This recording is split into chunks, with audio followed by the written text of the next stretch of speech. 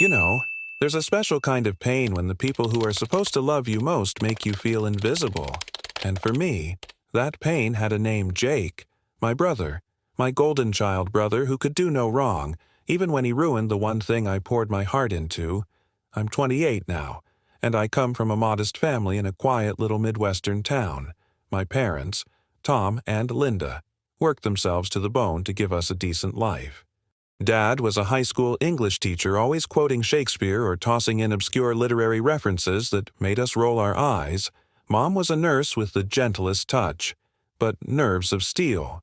We weren't rich, not even close, but there was love in that house. At least, for a while.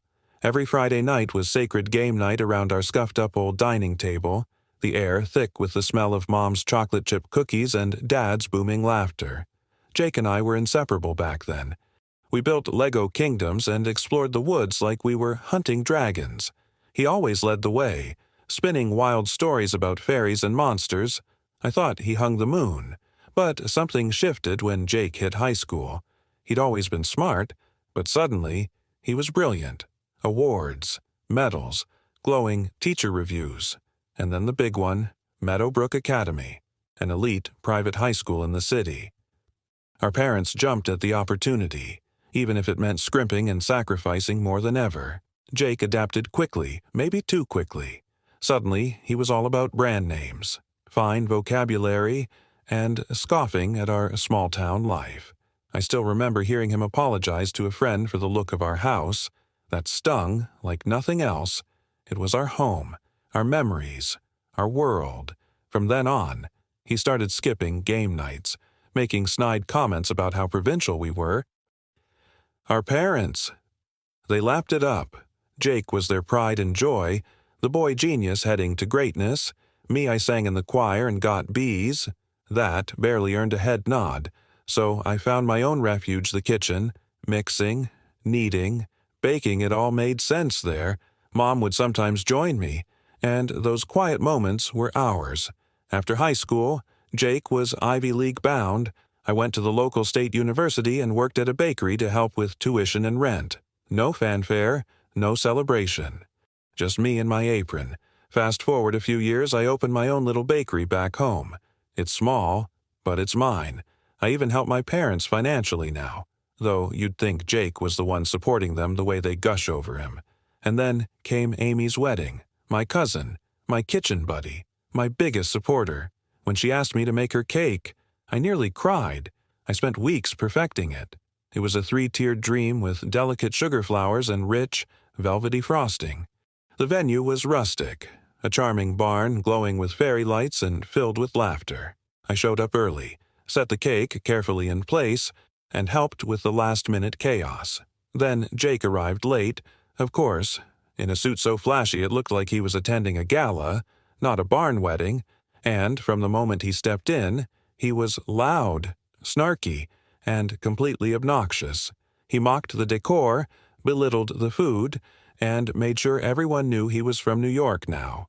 I saw the way Amy's smile faltered, how her new husband clenched his jaw, but they said nothing. Jake didn't stop. After too many drinks, he started harassing Sarah, Amy's childhood best friend and bridesmaid. Sarah tried to brush him off, but Jake just wouldn't quit. And then karma showed up in red wine. He spilled it all over his designer suit and threw a fit, demanding someone fix it. Everyone was staring. Amy looked mortified. I stood frozen, torn between stepping in and letting him finally feel the weight of his choices. I chose silence. Then came the final blow. Jake stumbled, tripped, and face-planted into my cake. Weeks of planning, hours of work, all smeared across his ridiculous suit and smug face. The room went dead silent, and there he was on the floor, dripping frosting, looking straight at me with a flash of that boy I used to build Lego castles with. His eyes begged me for help, but I turned away. Mom and Dad rushed in, fussing over him, shielding him from the shame. I stayed. I helped Amy pick up the pieces literally and emotionally. We salvaged the bottom tier, and she even managed to laugh it off. But inside, I was shattered. That cake was more than dessert. It was validation. It was love, and Jake crushed it without a second thought. Later that night, as I watched Amy cut into what was left, I felt a storm brewing inside me. Rage, sadness, and guilt. Guilt for not helping. Anger for still caring. And a sinking feeling that this wasn't just about a cake, it was about everything. The favoritism, the silence, the way I always came second, no matter how hard I tried. So tell me, was I wrong to let him fall? Should I have helped? Or was this the moment Jake finally got what he deserved? I never imagined I'd see my brother Jake, the golden boy, the Ivy League prodigy, look humble. But that night at Nana Rose's, he sat there silent, eyes down, like a balloon finally out of hot air. The Jake I knew wouldn't let a lecture go unchallenged. Yet here he was, listening as Nana laid bare every ugly truth we'd all tiptoed around for years. Grandpa used to say, "A family is like a garden. You reap what you sow, and if you don't tend all the plants equally, some wither while others overgrow." Those words hit harder than I expected. And then Jake said it. "I'm sorry." It was barely more than a whisper, but it echoed louder than anything he'd ever boasted. "I've been a real jerk, haven't I?" There it was acknowledgement. I could have snapped back, rubbed salt in the wound, but all the bitterness I'd carried for years felt exhausted. I simply replied, "Yeah, you have." But the rage was gone. What replaced it was something strange and unfamiliar: empathy. Jake opened up. He confessed he'd lost his consulting job. Turns out, the same arrogance he showed us bled into his work life, and his boss had finally had enough. At the wedding, he wasn't just drunk and obnoxious, he was desperate. Trying to cling to the illusion of success, he spoke about the pressure to constantly be the achiever, how hollow it felt to climb a ladder that led nowhere fulfilling. As he talked, I started seeing my brother again, not the show-off with fancy suits and smug grins, but the boy who once built Lego castles and believed in forest fairies. Our parents apologized, too. Mom cried, admitting she pushed Jake so hard because she wanted him to have more than she did. Dad, usually so stoic, confessed he favored Jake because he saw himself in him. That stung, but hearing it aloud gave it shape, something I could finally stop wrestling with in the dark. And me, I admitted that letting Jake fall into that cake wasn't just passive. It was rooted in years of resentment. I didn't regret not rushing to help, but I regretted letting it build to that point. That night didn't fix everything, but it cracked open the door. When we left, Nana Rose pressed her old, leather-bound recipe book into my hands. "You'll make better use of this than I will now," she said, winking. "And remember, family's like bread dough. Sometimes you let it rest, but you always come back and knead it with love." Weeks passed, and something started to shift. Jake began showing up at my bakery. Not just to visit to work. He's a disaster in the kitchen. Don't get me wrong. The man managed to get flour in the ceiling fan. But he was trying. And for the first time, trying meant more to me than all the business-class flights and Instagram posts he used to flaunt. We started cooking Sunday brunches together. Jake's cinnamon rolls were lopsided and overbaked, but they were his effort, and that meant more than any Rolex ever could. He began volunteering at the community center, helping seniors navigate email and video calls. One woman cried when she finally saw pictures of her great-grandkids for the first time. Jake lit up telling that story like a man who finally found oxygen after years of suffocating. Even Mom and Dad started changing. Mom asked for baking lessons. Dad got involved with the business side, helping me brainstorm expansion ideas. It was progress. But just as our wounds were beginning to heal, a new fracture formed Mom. At a family dinner, Jake and I arrived together, joking about a cookie recipe gone wrong. But the moment we stepped inside, I felt it. Mom's stiffness, the tight smile. At dinner, she kept bringing up Jake's old job, hinting about important connections and real careers. Jake deflected, gently steering the conversation back to his volunteer work. But later, Mom pulled me aside. Her voice was low, her tone clipped. "Emma," she said, glancing at a wall of photos, all Jake in caps, gowns, and corporate suits. Don't you think Jake should get back into the corporate world? All this baking and community work, it's not suitable for someone of his caliber. I couldn't believe it. Mom, he's happy. Isn't that what matters? She shook her head. It just feels like a waste. He had such a promising career. In that moment, it hit me. Mom hadn't just favored Jake. She'd wrapped her identity around his achievements. Without his titles, she was lost. She couldn't see the man he was becoming because she was obsessed with who he used to be. And it wasn't a one-time comment. Over the next few weeks, Mom kept pushing, sending Jake job listings, whispering about getting back on track. At a barbecue, Jake beamed while telling a story about helping an elderly woman set up email. It was heartwarming until Mom chimed in with, "That's nice, but have you thought about something more substantial?" Jake deflated right before my eyes. Before I could jump in, Dad surprised us all. "Linda," he said, his voice steady, "what Jake's doing is substantial. He's making a real difference." The room went silent. Mom pursed her lips, but said nothing. Jake handled it gracefully, calmly explaining his choice and reiterating his joy in this new path. But I could see the toll, the strain pulling at his edges.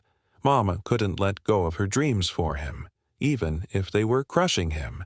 Jake and I discussed it, unsure of what to do. We didn't want to backslide. We didn't want to undo the progress we'd made. So we made a bold decision. We invited Mom, Dad, and Nana Rose to the bakery after hours for a family meeting. A second reckoning. I baked my stress into 3 dozen cookies and too many muffins. As the scent of vanilla and cinnamon filled the air, I prayed it would soften the edge of what was to come. Mom came in, stiff and defensive. Dad, torn. Jake spoke first, calm, clear, honest. He shared how unfulfilled he'd been in the corporate world, how deeply satisfied he now felt helping others, and how he wanted to explore starting his own business, inspired by my bakery.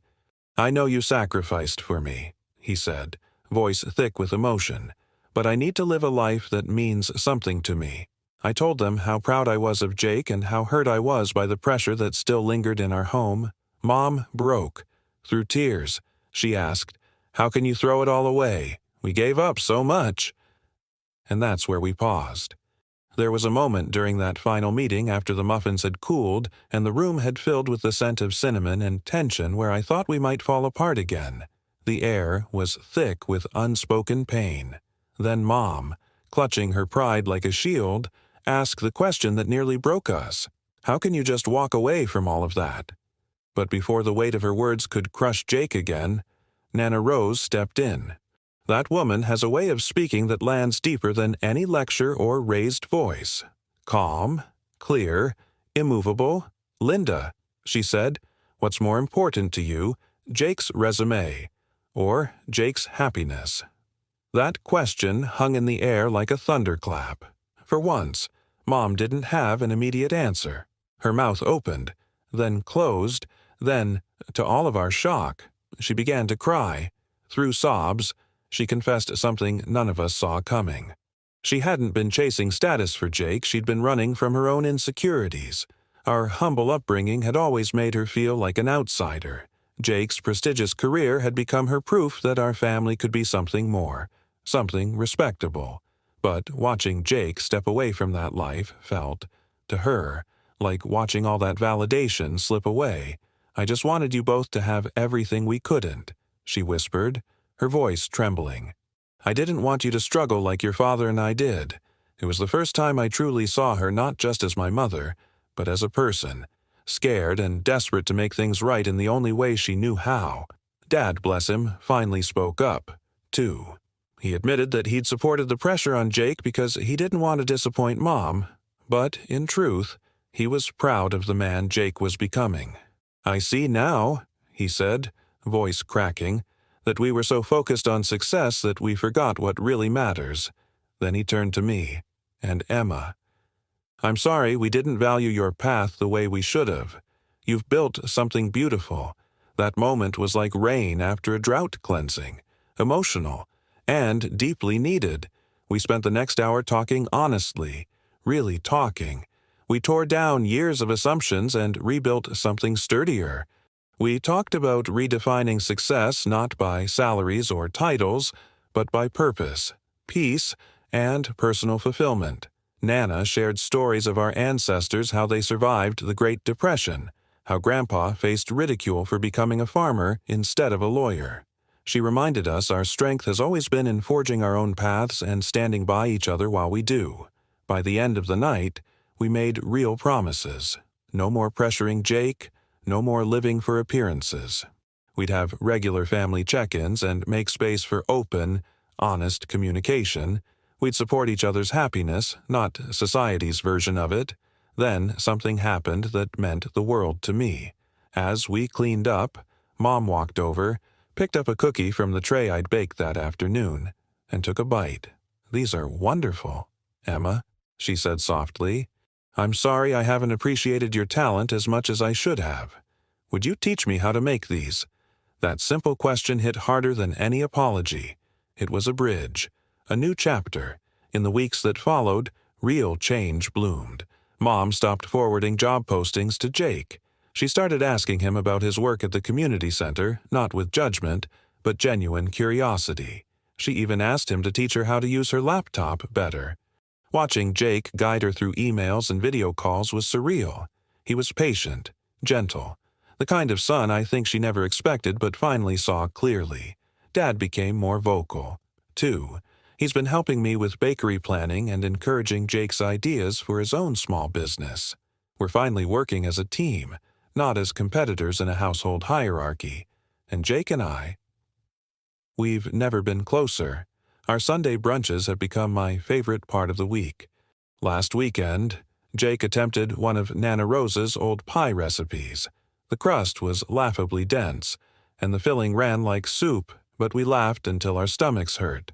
For the first time since childhood, we were making memories, not comparisons. We still stumble. Old habits don't vanish overnight. Sometimes Mom slips up and mentions a real job, or I catch myself bracing for favoritism that never comes. But now, we face it together. We talk, we listen, and we heal. Looking back, it's wild to think that a single wedding cake disaster could set all this in motion. That moment, as humiliating as it was for Jake and frustrating for me, became the trigger for a much-needed family reckoning. It tore open wounds we'd ignored for too long and forced us to clean them out, stitch by painful stitch. We're not perfect. We never will be. But we're learning to love each other without conditions, to appreciate each other's paths even when they diverge, and to redefine what success means for us. Thank you for reading, for supporting, for holding space while we worked through the mess. We may have started in silence and resentment, but we're ending in laughter and pie crusts, and honestly, that's the sweetest ending I could have asked for. This story offers a powerful reminder that healing within families is possible, but it often begins with uncomfortable truths and the courage to confront long-standing pain.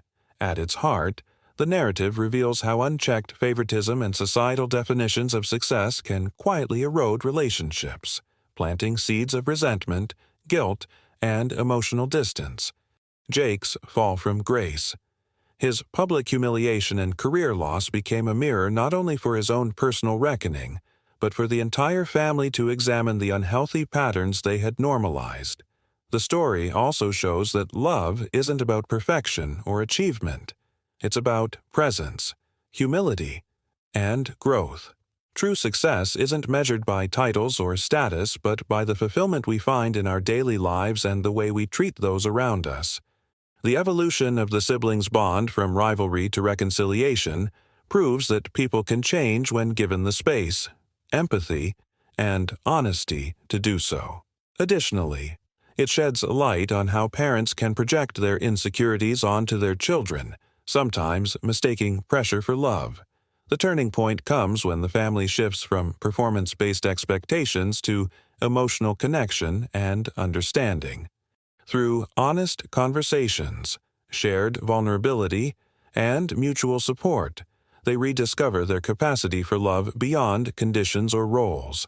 Life will always present challenges, But this story reminds us that with open hearts, humility, and the willingness to listen, even painful beginnings can lead to beautiful, healing transformations. It's a call to redefine what we value, to forgive without erasing the past, and to nurture our closest bonds not with judgment, but with compassion. Whether you're the overlooked child, the pressured sibling, or the parent caught in fear, this story teaches us it's never too late to reconnect and begin again. If this story resonated with you in any way, whether you've experienced sibling rivalry, family pressure, or the journey of healing, we hope it reminded you that change is always possible. Sometimes, all it takes is one moment, one honest conversation, to start mending years of silence and pain. If you got value from this video, go ahead and comment 1 down below. It lets us know these stories matter to you. And don't forget to like the video, subscribe to the channel, and share it with someone who might need a reminder that family bonds, while complicated, are also worth fighting for. We'd also love to hear your thoughts.